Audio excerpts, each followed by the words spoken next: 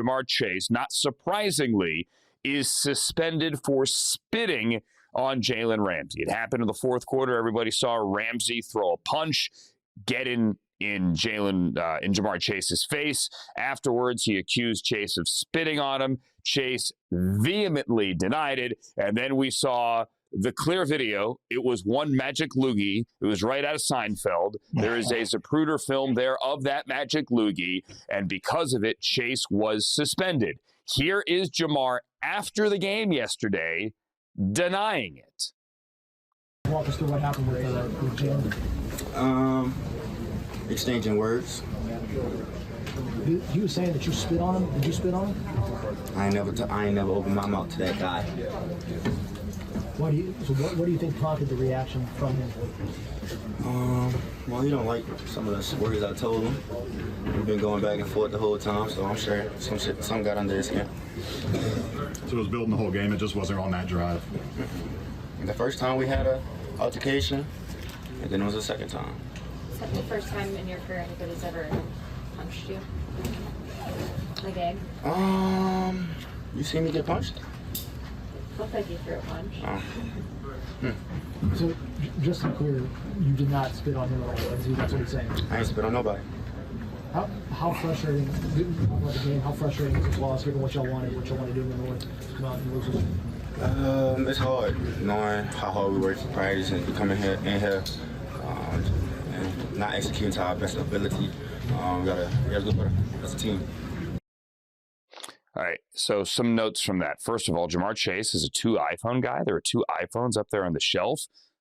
That's interesting there. Number 2, does he think that there aren't high-definition cameras, many of them, at these games? With He said, mics you saw that me could get hear punched? the spit?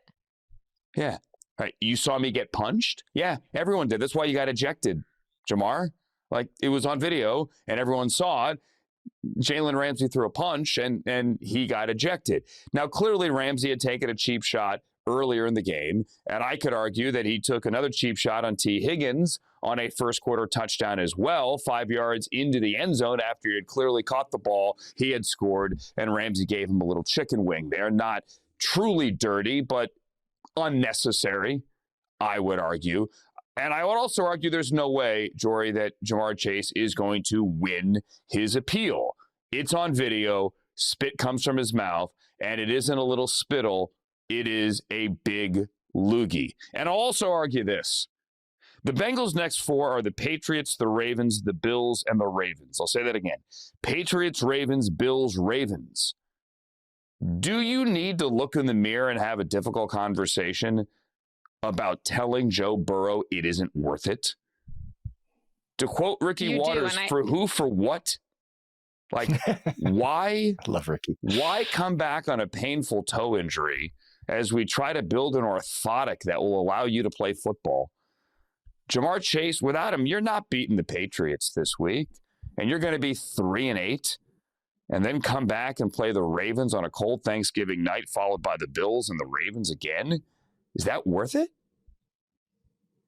It's a great question, Andrew, and I think there's a few points here. First of all, credit to Jamar Chase. He denied that he spit, but he also wouldn't acknowledge the punch. So I feel like he was an equal opportunity denier, that he's like kind of what happens on the field stays on the field. No punch, no spit. Did you see I got punched? I didn't see me get punched, which I don't know if you see yourself get punched.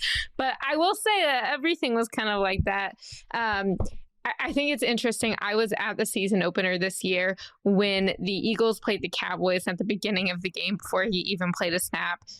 Eagles defensive tackle Jalen Carter spit on Dak Prescott after Dak had kind of spit towards the ground a little bit away from Jalen, and it was a whole thing of who spit where and what that mattered. And the problem here for the NFL in upholding Jamar Chase's suspension is that Jalen Carter was ejected for the entire game and later fined a game check. And they said that's because he was serving a 1-game suspension, but he already served it, so it's fine.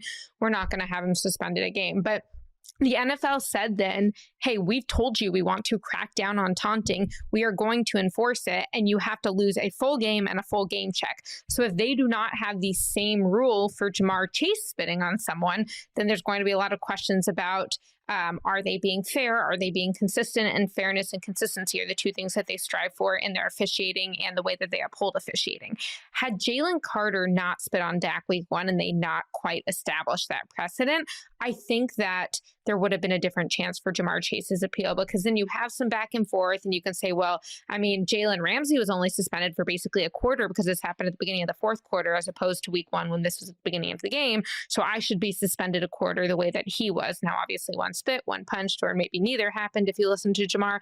But I think the point being that this is really about what happened week 1 with Jalen Carter. And because of that, the NFL is not going to allow the rule to change this quickly. Now, the last thing I'll say is I want to know what you guys think. And do we need to actually have a rule in the NFL rulebook around spitting? Currently, we have the idea of there shall be no, I'm reading from the rulebook, there shall be no unsportsmanlike conduct. This applies to any act which is contrary to the generally understood principles of sportsmanship.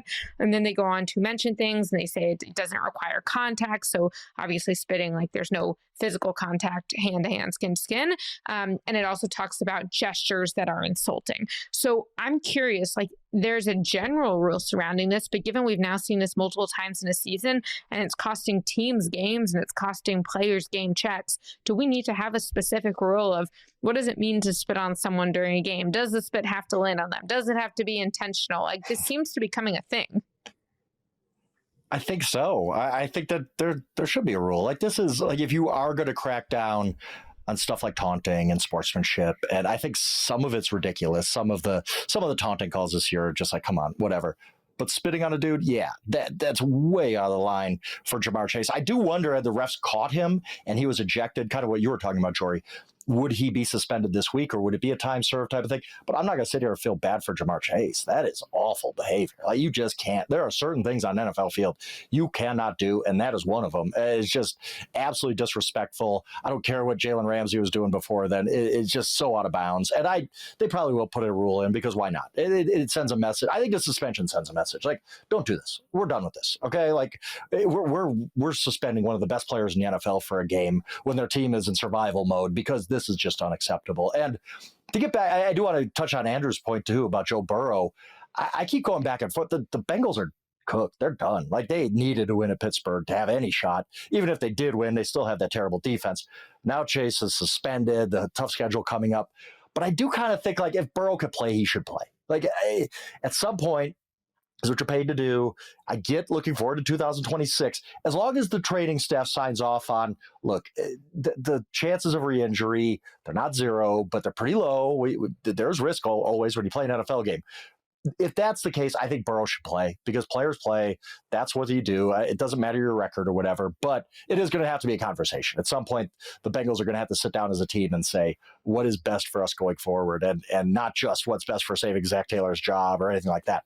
What is the best for Cincinnati Bengals going forward? Is it having Joe Burrow play or not? But they're in this situation now. It's hard to see a path back to relevancy for the Bengals at 3-7. I'm with you. I think he does have to play. I was just throwing it out there hypothetically. I don't know if it truly is worth it. It's fair. It makes sense. Yeah. I think they would have a hard time looking the face of the franchise in the face. Sounded redundant there, but it isn't. And saying, hey, we don't think you should play.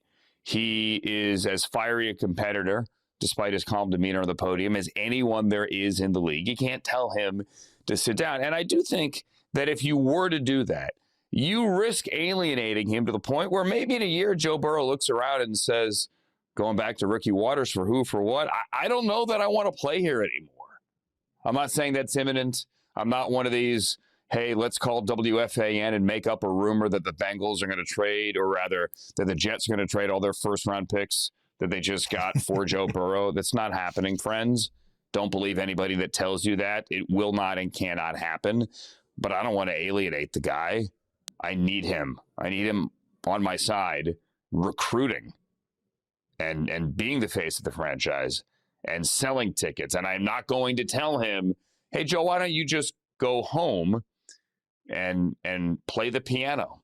Because we know that you really do enjoy playing the piano now. That's just me.